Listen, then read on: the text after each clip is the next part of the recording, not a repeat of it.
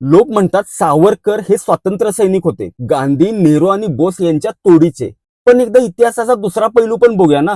1909 मध्ये सावरकरांनी क्रांतिकारी कारवायांमध्ये सहभाग घेतला आणि त्यासाठी त्यांना काळ्या पाण्याची शिक्षा झाली. पण त्यानंतर फक्त 2 वर्षात 1911 मध्ये त्यांनी ब्रिटिश सरकारकडे पहिलं दया याचना पत्र पाठवलं.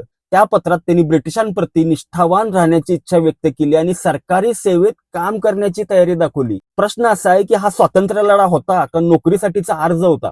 एक दोन नाही तर एकूण 6 मर्सी पिटिशन्स त्यांनी दिलेले आहेत. आता दुसरीकडे बघा, गांधींनी अशी माफी कधीच मागितली नाही, नेहरूंनी पण नाही आणि सुभाषचंद्र बोस यांनीही नाही.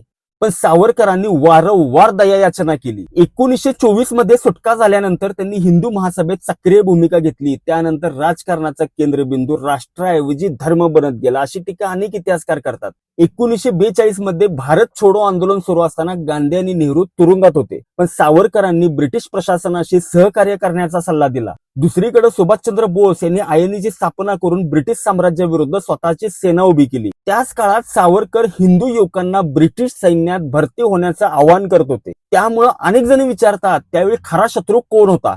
1948 मध्ये गांधींची हत्या नथुराम गोडसेने केली. गोडसे पूर्वी हिंदू महासभेशी जोडलेला होता आणि सावरकरांचा प्रभाव त्याच्यावर असल्याचं म्हटलं जातं. सावरकरांवरही खटला चालला, पण पुरेशा पुराव्याअभावी त्यांची निर्दोष सुटका झाली. आता विचार करा, गांधी हिंदू मुस्लिम ऐक्याबद्दल बोलत होते, नेहरू धर्मनिरपेक्ष भारताची कल्पना मांडत होते, बोस आझाद हिंद सेनेचं स्वप्न पाहत होते, तर सावरकर हिंदू राष्ट्राची संकल्पना मांडत होते.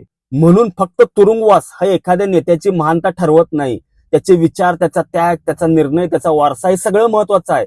इतिहास फक्त व्हॉट्सअप फॉरवर्ड मधून समजू नका. विविध स्त्रोत वाचा, स्वतः विचार करा आणि मग तुमचं मत बनवा. तुमचं सावरकर विषयी काय मत आहे नक्की कॉमेंट करून सांगा.